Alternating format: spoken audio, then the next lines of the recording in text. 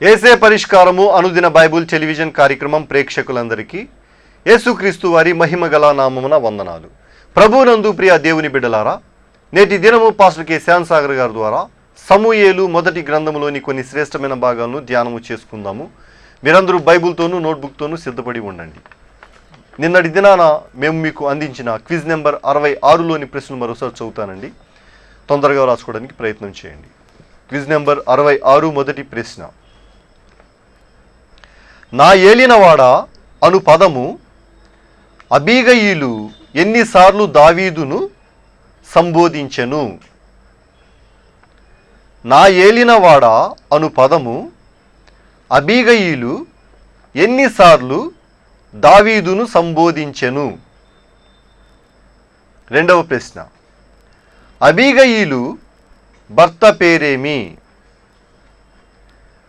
అబీగయీలు భర్త పేరేమి? మూడవ ప్రశ్న. నాబాలునకు ఎన్ని గొర్రెలు కలవు? నాబాలునకు ఎన్ని గొర్రెలు కలవు? నాలుగవ ప్రశ్న. మన యజమానుడు బహు పనికి మాలిన వాడు. రిఫరెన్సు వ్రాయండి. మన యజమానుడు బహు పనికి మాలిన వాడు. రిఫరెన్సు వ్రాయండి. ఐదవ ప్రశ్న. సమూయేలు ఎక్కడ పాతిపెట్టబడెను? సమూయేలు ఎక్కడ పాతిపెట్టబడెను? ఈ 5 ప్రశ్నలకు సరైన సమాధానాలు రాసి వచ్చే శనివారంలోగా మా కార్యాలయానికి పంపించండి. మీ పేరు, అడ్రస్సు రాయటం మర్చిపోకండి. మీరందరూ సిద్ధపడి ఉంటే పాస్టర్ కె శ్యామ్ సాగర్ గారు ప్రార్థన చేసి ఈ దినపు వాక్య పరిచర్య చేస్తారు. ప్రార్థన చేసుకుందాం. దయచేసి తలలు వంచండి, ప్రార్థనలో ఏకీభవించండి. పరిశుద్ధుడైన తండ్రి, ప్రేమగల ప్రభు, మీ పరిశుద్ధ గణనామానికి స్తోత్రాలు. ఈ రాత్రికాల సమయంలో మీ ప్రియబిడలమైన మేము మీ పాదముల చెంతకొచ్చి మిమ్మల్ని స్తుతిస్తున్నాం. మీ పరిశుద్ధ గణనామాన్ని ప్రభువా మహిమపరుస్తున్నాం. మా ప్రియ ప్రేక్షకుల కొరకు మేము విజ్ఞాపన చేస్తున్నాం. వారి ఆధ్యాత్మిక అభివృద్ధి నిమిత్తం వేడుకుంటున్నాం. అనేక మంది బిడ్డలు ఇంకా యేసుక్రీస్తు ప్రభువును సొంత రక్షకునిగా అంగీకరించని స్థితిలో ఉన్నవారు ఈ రాత్రి టీవీ ముందున్నారు. వారిని ఒక్కసారి జ్ఞాపకం చేసుకోండి. వారిని మీ యొక్క రక్తధారలలో క్షమాపణ కలదని గుర్తించేటట్లు కృపదయచేయండి. నేటి వాక్య ధ్యానం ద్వారా మాతో మాట్లాడండి. నజరేయుడైన యేసు దివ్య నామములో ప్రార్థించి స్తుతించి అడిగి వేడుకొనుచున్నాం తండ్రి, ఆమేన్. ప్రభువునందు ప్రియమైన దేవుని బిడ్డలారా, దయచేసి మీ పరిశుద్ధ బైబిల్ గ్రంథాన్ని తెరిచి సమూయేలు 1వ గ్రంథము 27వ అధ్యాయమును మనము ప్రారంభించుకుందాం. ఇందులో 12 వచనాలు వ్రాయబడ్డాయి. ఈ 12 వచనాలలోనూ దావీదు యొక్క తప్పిదం, ప్రక్కదారి పట్టిన పరిస్థితి ఇందులో కనిపిస్తుంది. దీనిని గురించి మనం కొద్ది నిమిషాలు ధ్యానం చేద్దాం. మొదటి వచనం. తరువాత దావీదు, నేను ఇక్కడ ఉండుట మంచిది కాదు. ఏదో ఒక దినమున నేను సౌలు చేత నాశనము అగుదును. నేను ఫిలిస్తీన్ల దేశములోనికి తప్పించుకొని పోవుదును. అప్పుడు సౌలు ఇశ్రాయేలీల సరిహద్దులో నన్ను వెదుకుట మానుకొనును గనుక నేను అతని చేతిలో నుండి తప్పించుకుందును అని అనుకొని. మొదటి వచనం చాలా విశ్లేషణతో మనం ఆలోచించాలి. ఈ మొదటి వచనం యొక్క చివరి పదం చూడండి, అనుకొని. అనుకొని అని వ్రాయబడింది. ఈ మాట అండర్లైన్ చేసుకోండి. ఎవరు అనుకున్నారు? ఏమనుకున్నారు? దావీదు అనుకున్నాడు. ఏమని అనుకున్నాడు? నేను ఫిలిస్తీయుల రాజ్యంలోనికి వెళితే క్షేమంగా ఉంటాను అని అనుకున్నాడు.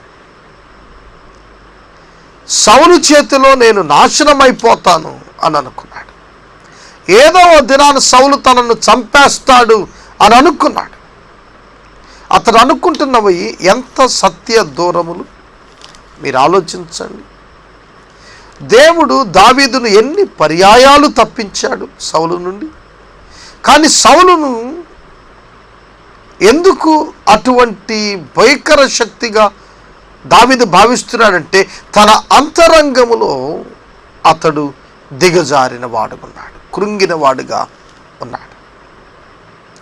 ఇక్కడ మనం రెండు రకాలుగా ఈ వాక్యాన్ని ఆలోచన చేయాలి. ఒకటి దావీదు పక్షంగా ఆలోచించాలి, రెండు ఇశ్రాయేలు రాజ్యం పక్షంగా కూడా ఆలోచన చేయాలి.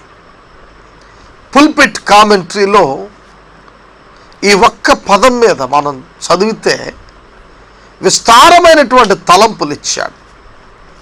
ఎన్నో ఎపిసోడ్స్ మనం సైకాలజీని స్టడీ చేస్తూ ఈ అంశం మీద మనం మాట్లాడుకోవచ్చు. దావీదు ఎందుకు అట్లా అనుకున్నాడు? విలియం టిండేల్ రాస్తూ అంటాడు, కొన్ని పర్యాయాలు ఘన విజయాలు సాధించిన వ్యక్తులు సైతం చాలా సులభంగా ప్రక్కదారి పడతారు అన్నాడు. పై వచనంలోనే నీవు గొప్ప కార్యాలు పూనుకొని విజయాన్ని పొందుతావని సౌలు దీవించాడు. అటువంటి గొప్ప కార్యాలు పూనుకొని విజయాలు పొందినటువంటి దావీదు ఒక వ్యక్తికి భయపడుతున్నాడు. దేవుని చేత తప్పించబడుతూ, ఆశీర్వదించబడుతూ, దేవుని చేత అభిషేకించబడి ఉండి దేవుడు చేయి విడిచిన సౌలు చేతిలో చనిపోతాడని అనుకోవటం తప్పిదము. అతని యొక్క హృదయం తప్పటడుగు వేసింది. తన ఎస్టిమేషన్, తన హృదయములో ఉన్నదాన్ని వ్యతిరేకంగా తీసుకున్నాడు. తను అనేక సార్లు తన ప్రాణానికి చెప్పుకున్నట్టు ఈసారి చెప్పుకోలేకపోయాడు. సౌలు చేతిలో నుండి నేను తప్పించుకోవాలి అంటే ఏం చేయాలి? ఒక మార్గం ఆలోచించాడు. అదేమిటంటే సౌలు రాలేని ప్రాంతం, సౌలు వెదకలేని ప్రాంతం ఫిలిస్తీయుల దేశం, అక్కడికి వెళ్ళాలి అనుకున్నాడు. బైబిల్ గ్రంథంలో రూతు గ్రంథం మనం గతంలో ముగించాం. రూతు గ్రంథంలో బెత్లెహేములో కరువు వచ్చినప్పుడు రూతు అతని ఆ యొక్క నయోమి, రూతు యొక్క అత్తగారైన నయోమి మోయాబు దేశానికి వెళ్ళింది, నష్టపోయింది. అన్య దేశంలో ఏమి భద్రత దొరుకుతుందని దావీదు వెళ్తున్నాడు. భద్రత దేవుని యందు ఉందని తెలుసుకున్న దావీదు ఎందుకని అన్య దేశం వైపు మొగ్గు చూపుతున్నాడంటే అతనిలో కలిగిన భయము, ఆందోళన. మన హృదయంలో కూడా భయము, ఆందోళన కలిగినప్పుడు తప్పు నిర్ణయాలు తీసుకునే అవకాశం ఉంది. చాలామంది నా దగ్గరకు కౌన్సిలింగ్కి వస్తూ ఉంటారు. సలహా కొరకు, వారు బాధలో ఉంటే నెమ్మది కొరకు వాక్యం చెప్పమని వస్తుంటారు. తల ఉంచుకునే కూర్చుని ఉంటారు. వారి అంతరంగాల్లో ఏదో చెప్పలేని ఆందోళన, ఏమో జరిగిపోతుందనేటువంటి భావం వాళ్ళు వ్యక్తపరుస్తూ ఉంటారు. ఇది ఎందుకు జరుగుతుందంటే నిర్దిష్టంగా వారి దగ్గర జవాబు ఉండదు. వారి అంతరంగం కృంగిపోయి ఉంటుంది. ప్రియమైన దేవుని బిడ్డలారా, అటువంటి స్థితిలో ఉన్నాడు ఈ దావీదు భక్తుడు. దావీదు యొక్క క్యారెక్టర్కు వ్యతిరేకమైన పనులు చేశాడు. ఈ అధ్యాయంలో మనం చూస్తున్నప్పుడు, తర్వాత అధ్యాయాల్లో చూస్తున్నప్పుడు, ఈ 27లో 29 అధ్యాయములో ఆఖరికి ఎట్లాంటి పరిస్థితి వచ్చిందంటే ఇశ్రాయేలీయులపై యుద్ధానికి దావీదు రావాల్సి వచ్చే పరిస్థితి వచ్చింది. దేవుడు తప్పించబట్టి సరిపోయింది, లేకపోతే దావీదు ఎంతో నష్టపోయేవాడు. చెడు ప్రవర్తన కలిగిన వ్యక్తులతో సహవాసానికి, భయంకరమైనటువంటి విగ్రహారాధన సంబంధితమైన వ్యక్తుల మధ్యకు, యెహోవా దేవుని ప్రజల చేత ఎల్లవేళలా కూడా వైరము కలిగిన దేశ నాయకుల యొద్దకు దావీదు వెళ్ళి భద్రత పొందాలనుకోవటం ఎంత అవివేకం అండి. ప్రియ సహోదరుడా, సహోదరి, ఫిలిస్తీ దేశము వంటి లోకములో మనం జీవిస్తున్నాం. లోకము దాని యొక్క వైభవము, దాని యొక్క గొప్పతనం చూస్తున్నప్పుడు చాలా కంఫర్టబుల్గా అనిపిస్తోంది. కానీ అక్కడ భద్రత లేదు, లోకములో భద్రత లేదు. లోకము చెడిపోయింది. లోకములో ఉన్న పరిస్థితులు విశ్వాసి అతడు సహించలేని పరిస్థితులు ఉన్నాయి.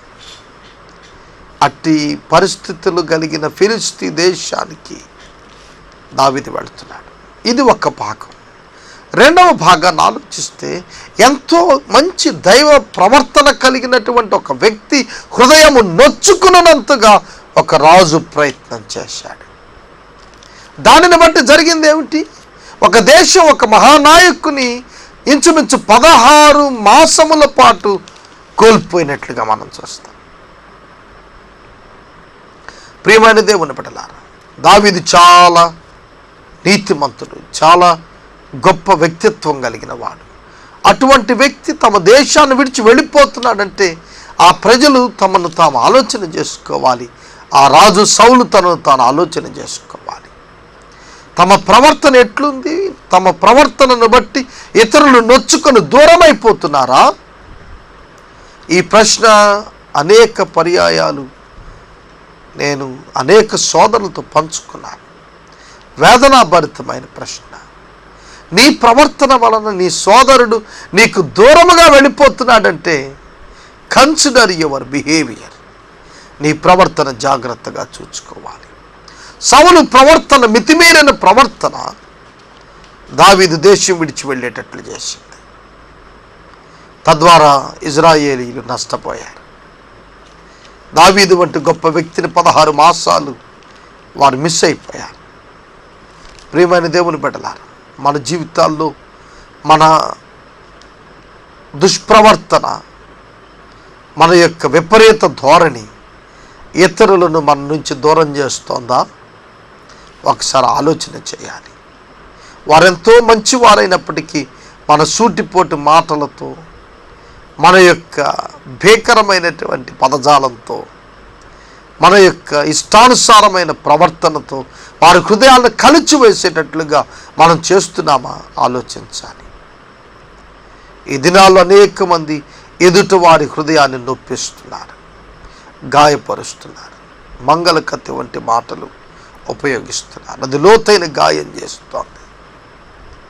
ప్రియదేవుని బిడ్డలారా, దావీదు అట్టి దుస్థితిలోనికి తొలగిపోయేటట్లుగా చేసింది ఎవరు? సౌలు యొక్క దౌర్భాగ్యం కాదు.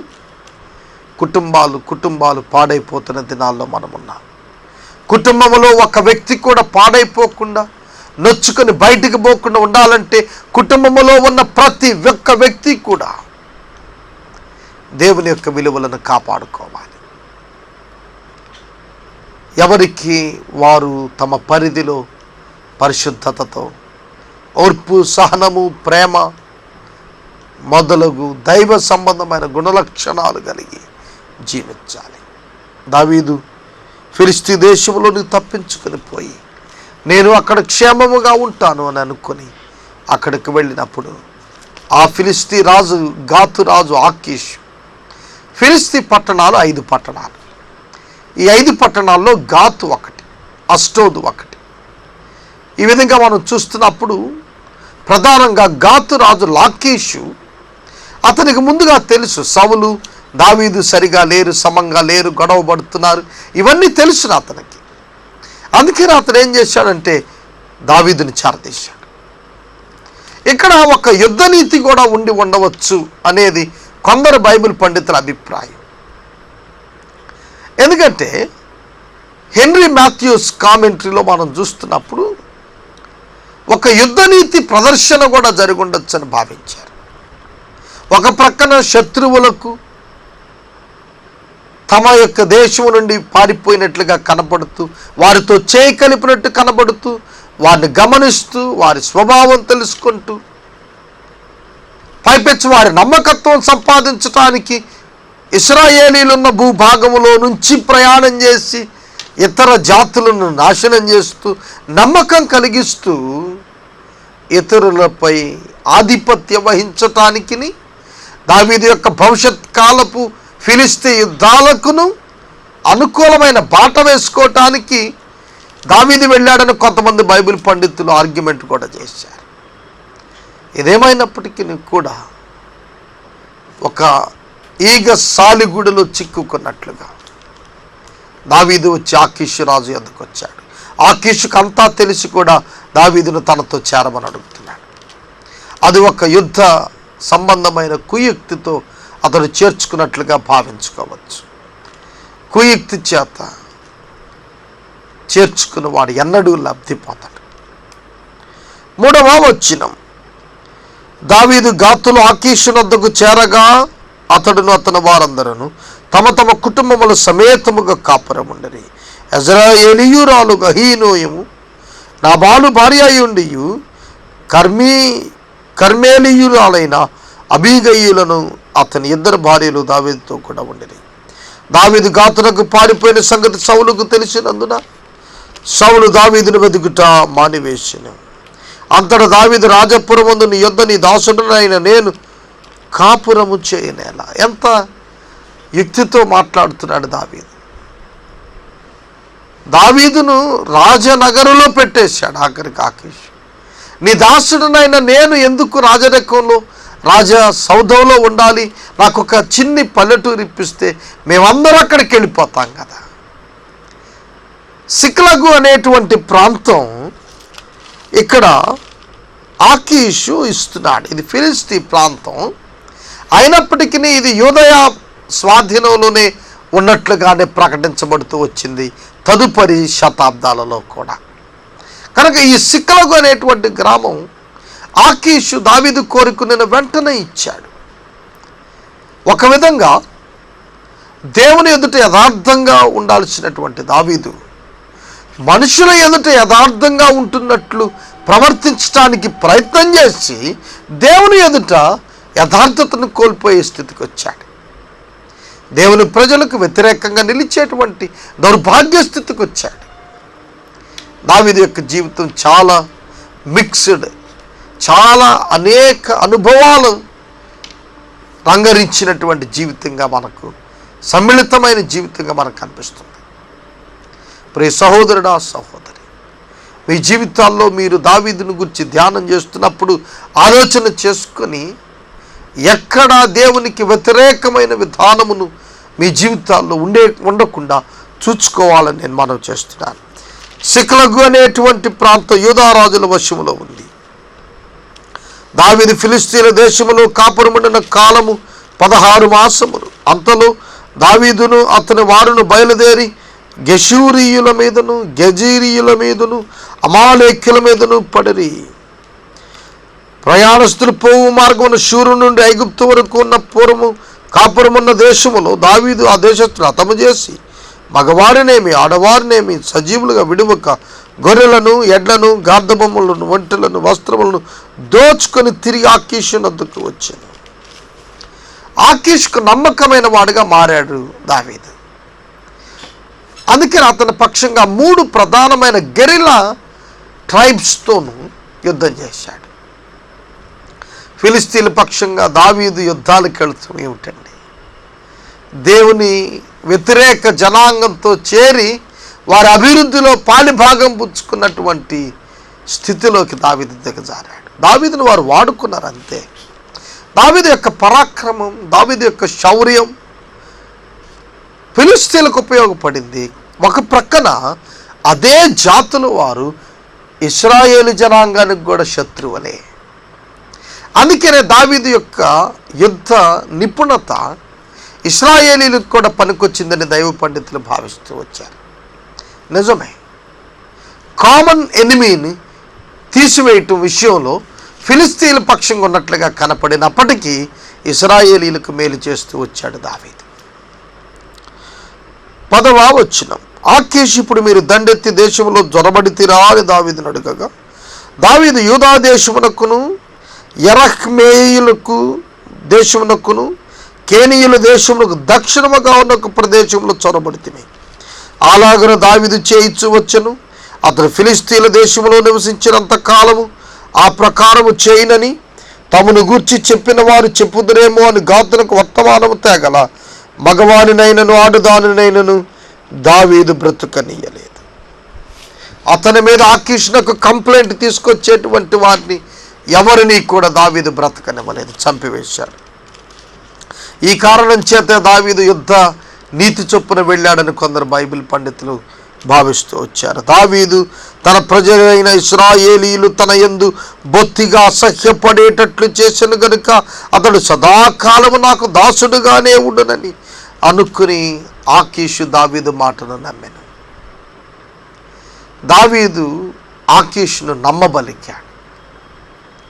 అది అతని యొక్క రాజ్య విస్తరణ వ్యాప్తిలో అదొక భాగంగా అతను భావించాడు. సదాకాలము నాకు దాసుడిగా ఉండిపోతాడని ఆకీషు రాజు దావీదును భావించాడు. ఒకప్పుడు తన ఎదుట పిచ్చివానిగా నోట ఉమ్ము కారుస్తూ గడ్డము మీద నుండి సొంగ కారుస్తూ పిచ్చివాని వాళ్ళు గీతలు గీస్తూ భయపడుతూ నిలబడినటువంటి అదే దావీదు మరలా తిరిగి ఆకీషునొద్ద సంపూర్ణ దాసుడుగా ఉండిపోతాడనే భావము ఆకీషులో వచ్చేట్లు చేశాడు. ప్రియమైన దేవుని బిడ్డలారా, దావీదు పట్ల దేవుని ఆలోచనలు అవేనా? ఆకీషుకు దాసుడుగా జీవితాంతం బ్రతకటమా? దాని కొరక దేవుడు దావీదును సమూయేలు చేత అభిషేకింపజేశాడు? కాదు. తన ప్రజలను సంరక్షించడానికి రక్షకుడుగా ఉంటాడని దేవుడు గొర్రెల కాపరి స్థానం నుంచి అతనిని అభిషేక స్థానానికి తెస్తే దావీదు వెళ్ళి ఆకీషు ఎంట దాసుడిగా ఉన్నాడు. అనేక పర్యాయాలు మన జీవితంలో మన మిషన్ను మిస్ అయిపోతూ ఉంటాం. మన గోల్స్ను మనం మర్చిపోతూ ఉంటాం. సరి అయిన వ్యక్తి తన గమ్యాన్ని ఎన్నడూ మర్చిపోడు. నిజమైన నాయకుడు తన యొక్క భవిష్యత్తులో తాను చేరవలసినటువంటి గురిని తప్పక చేరటానికి ప్రయత్నం చేస్తాడు. ప్రియమైన దేవుని బిడ్డలారా, దేవుని యొక్క వాక్యం హెచ్చరిక చేస్తుంది. దావీదు తన గమ్యాన్ని విడిచిన వాని వలె ఆకీషు వద్దకు వెళ్ళాడు. గురి కలిగి జీవించాలి. క్రైస్తవుడు తన శేష జీవితంలో గురి కలిగి జీవించాలి. దేవుని వ్యతిరేక విధానాలలో ఎన్నడూ చేరిపోకూడదు ఒక క్రైస్తవుడు. అందుకనే జనులు బహుగా అసహ్యపడేటట్లుగా చేశాడట దావీదు. ప్రియమైన దేవుని బిడ్డలారా, జనులు అతన్ని అసహించుకుంటున్నారు కనుక, ఇశ్రాయేలీలు అతను అసహించుకుంటున్నారు కనుక ఆకీషు అతన్ని చేర్చుకుంటున్నాడు. ఆకీషు ఫిలిస్తీ రాజు అయినప్పటికీ దావీదు పట్ల ఒక ఇంటగ్రిటెడ్ మైండ్ కలిగి ఉన్నాడు. చాలా చక్కటి మనసు కలిగి ఉన్నాడు. ఆఖరికి తనను ఎంతగా నమ్మాడంటే మాతో పాటు ఇశ్రాయేలీలపై యుద్ధానికి రాని పిలిచాడు. 29వ అధ్యాయంలో ఈ స్టోరీ కనిపిస్తుంది మనకి.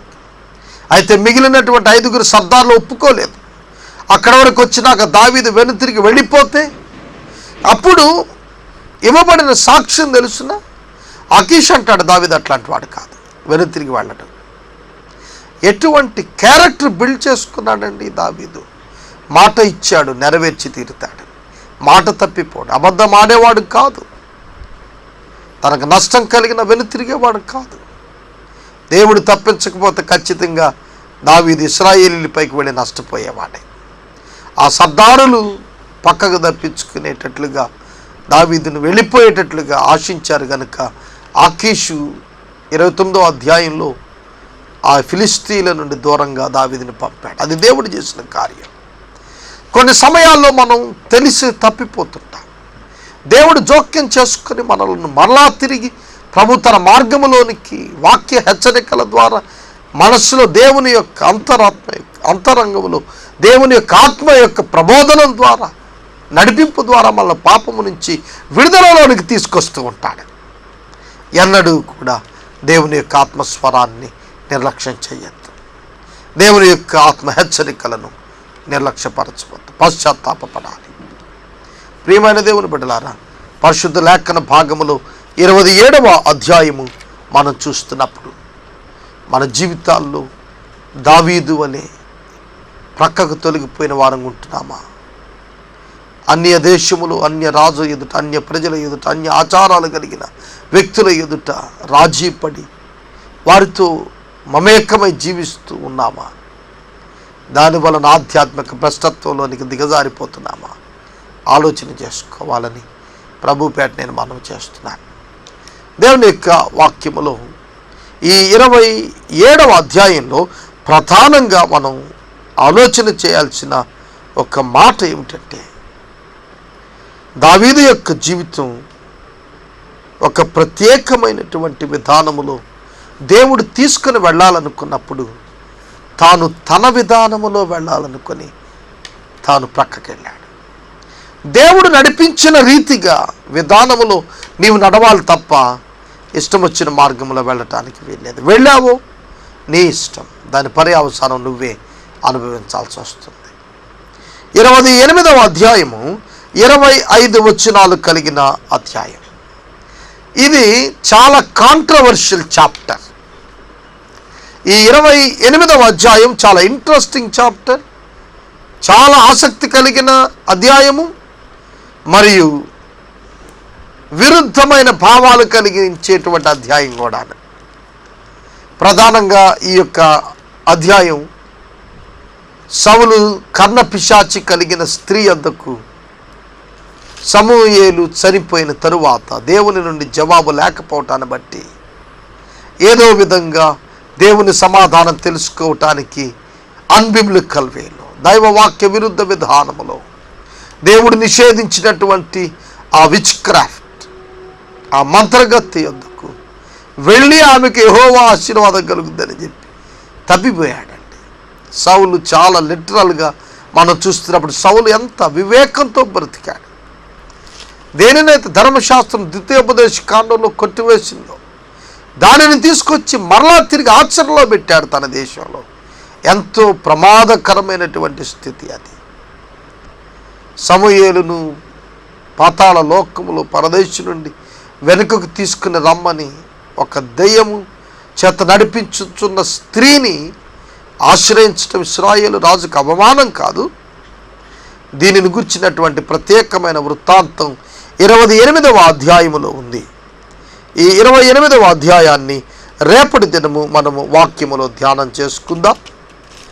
నేటి వాక్య ధ్యానమును విన్నటువంటి మీరు మీ జీవితాలను ఒకసారి పరిశీలన చేసుకొని ఈ రాత్రి వాక్యం విన్నటువంటి విధానాన్ని బట్టి ప్రభువు మీ యొక్క హృదయములో ఎక్కడ నేరారోపణ ఉన్నదని తెలియచేశాడో, దోషారోపణ చేస్తూ ఉందో దానిని మీరు ఒప్పుకొని ప్రభు సన్నిధిని విడిచిపెట్టి కనికరం పొంది దేవునికి ఇష్టమైన అనుకూలమైన పాత్రలుగా మీ జీవితాలను అభివృద్ధి చేసుకోండి.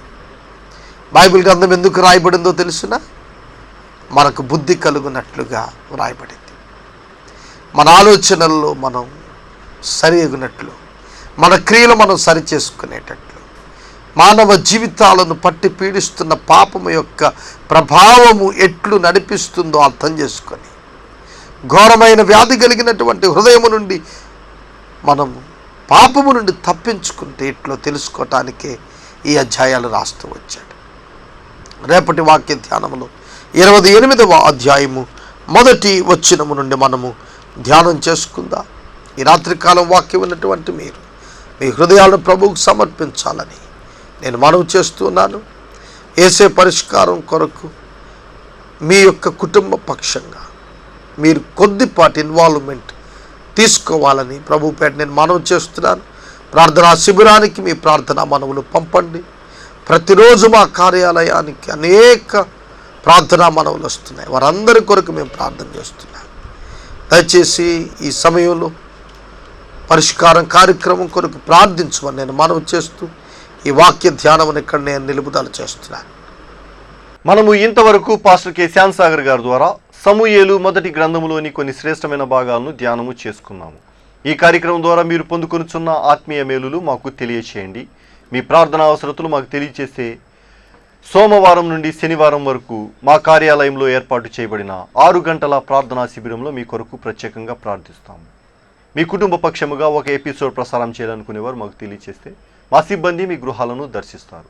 ముగింపు ప్రార్థన ఆశీర్వాదాలతో ఈ కార్యక్రమాన్ని ముగించుకుందాం.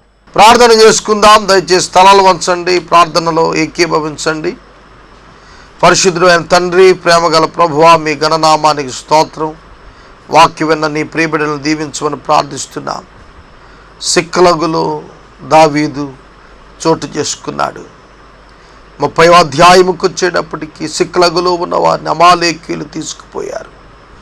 నాయన ఒక్క పతనము మరొక పతనానికి, ఒక్క దిగజారుడుతనం మరొక దిగజారుడుతనానికి దారి తీస్తోందని నేర్చుకున్నా. మా ప్రియ ప్రేక్షకులు రక్షించబడినట్లు వారి మనోనేత్రాలను తెరవండి. వారి అంతరంగములను పగలుగొట్టి ప్రభు నీ పాదములు చెంత నీటిని కృమరించినట్లు తమ హృదయాలను కృమరించడానికి సాయం చేయండి. మా ప్రేక్షకులను దీవించండి, ఆశీర్వదించండి. అనారోగ్యంతో ఉన్న వారికి ఆరోగ్యము దయచేయండి ప్రభు. రాష్ట్ర కార్యక్రమమును మాకు వశము చేయమని ప్రార్థన చేస్తున్నాం ప్రభు. మీ కృపలో ప్రభు మేము ప్రారంభించాలి ఆశిస్తున్న ప్రతి ఘనమైన కార్యమును విజయముతో పూనుకొని పొందగలిగే కృప దయచేయమని వేడుకొనుచు ఉన్నాం తండ్రి. నాయన మీ చేతులకు మా ప్రేక్షకులను అప్పగిస్తూ యేసే పరిష్కారం పట్ల మీ యొక్క కృపను విస్తరింపచేసి ప్రతి అవసరత మీరు తీర్చుమని మా రక్షకుడైన యేసు ప్రభు దివ్యనామమును ప్రార్థించి స్తుతించి అడిగి వేడుకొనుచున్నాము తండ్రి.